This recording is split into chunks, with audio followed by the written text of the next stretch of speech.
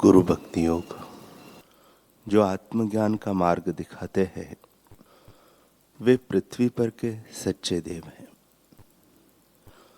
गुरु के सहाय के बिना यह मार्ग कौन दिखा सकता है। गुरु ही वह मार्ग दिखाते हैं। गुरु प्रभु प्राप्ति का मार्ग दिखाते हैं और शिष्य को सदा के लिए सुखी करते हैं।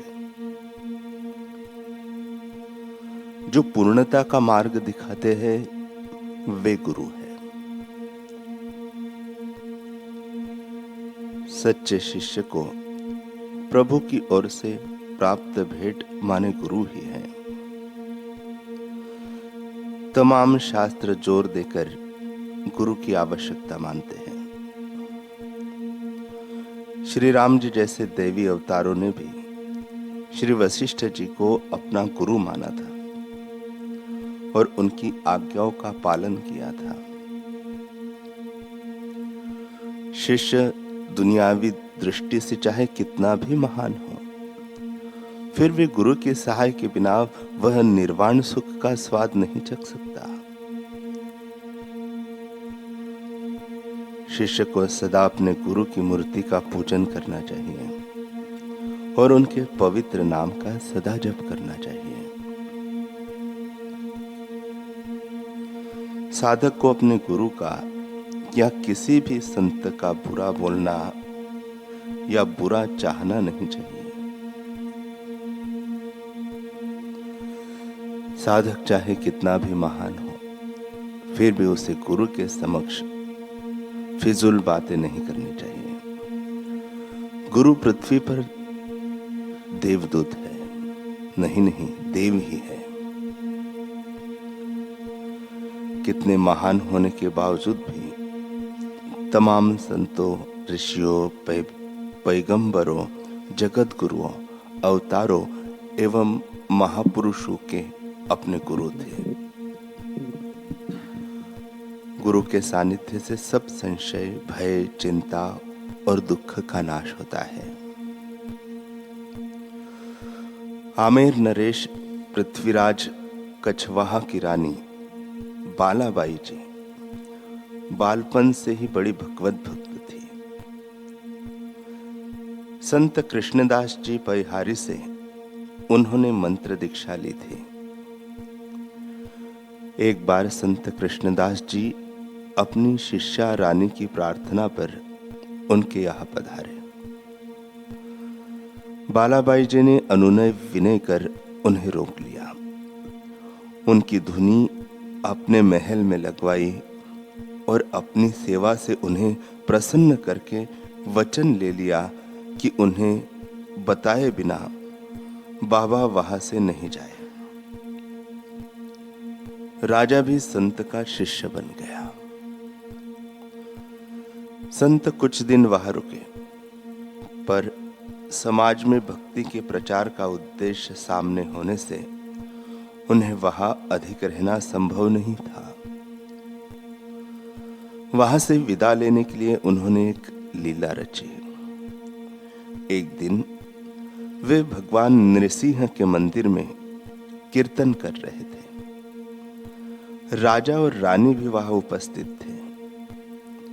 कीर्तन समाप्त होने पर संत ने सहज भाव से कहा, अब जा रहा हूं। रानी समझी कि धुनी पर जाने को कह रहे हैं। उन्होंने भी कह दिया, पधारो महाराज। रानी का इतना कहना था कि संत वहां से चल दिए। राजा रानी को जब कृष्णदास जी के स्थान छोड़कर निकल जाने की बात पता चली तो उनसे अपने गुरु का वियोग सहन न हुआ। दोनों अन्न जल त्याग कर पड़े रहे। तब गुरु ने उन्हें स्वप्न में दर्शन दिए और कहा, तुम लोग दुख न करो। मेरे चरण चिन्हों के अर्चन वंदन से और उसी में तुम सुख मानकर भगवत भजन करो। अब अन्न जल ग्रहण करो। राजा रानी संतुष्ट हुए और गुरुदेव के आदेशानुसार भगवत भजन, ध्यान, पूजन आदि करने लगे। गुरुदेव की आज्ञानुसार चलने से राजा रानी दोनों साधना में उन्नत होते गए। एक बार राजा पृथ्वीराज नर नारायण का दर्शन करने बद्री का आश्रम गए। वे रानी को महल में ही छोड़ गए। रानी भी भगवत दर्शन की उत्कंठा जगी। तब उसने संकल्प करते ही वे राजा से पूर्व ही मंदिर में पहुंच गए। राजा जब मंदिर में पहुंचे तो संयोग से रानी के पीछे खड़े हो गए, पर उन्होंने उसे पहचाना नहीं। उन्होंने कहा, बाई जी जरा बगल हो जाइए, मैं भी दर्शन कर लूं। रानी बगल हटी तो राजा को लगा कि ये रानी है, पर इसे असंभव जान उन्होंने ध्यान उधर से हटा लिया और तन्मय हो भगवान के दर्शन करने लगे। रानी भी जैसे बद्री का आश्रम गई थी वैसे ही लौट आई। फिर जब राजा लौटे तो उन्हें प्रणाम कर रानी ने राजा द्वारा मंदिर में किया गया बाई संबोधन उद्धृत करते हुए कहा, अब आप मुझे बाई जी ही पुकारा करें।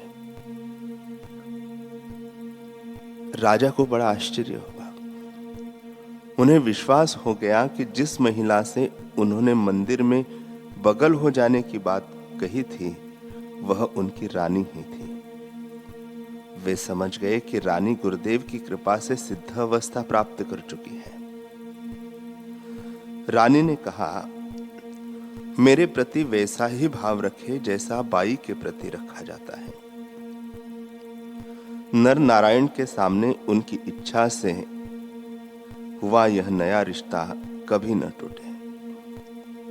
उन्होंने प्रसन्नता पूर्वक रानी से अपना नया रिश्ता स्वीकार कर लिया और अंत तक उसे निभाया। गुरु कृपा से राजा भी सिद्ध अवस्था को प्राप्त हुए। संत कृष्णदास जी ने राजा रानी को श्री नृसिंह रूप शालिग्राम दिए थे और आशीर्वाद दिया था कि जब तक नृसिंह पौली में तब तक राज झोली में।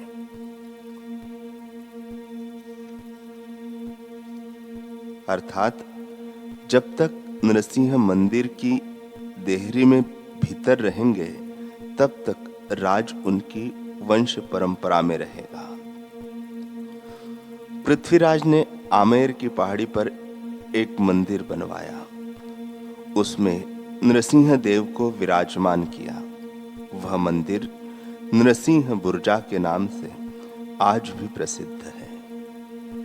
जब तक संत के वचनों का पालन किया गया, अर्थात नृसिंह रूप शालिग्राम को मंदिर की देहरी के बाहर नहीं लाया गया, तब तक मुसलमान बादशाहों का आतंक और उनके पश्चात अंग्रेजों की कुदृष्टि इस राज्य का कुछ नहीं बिगाड़ सकी। परंतु दैवयोग से एक बार किसी ने शालिग्राम को चुरा लिया।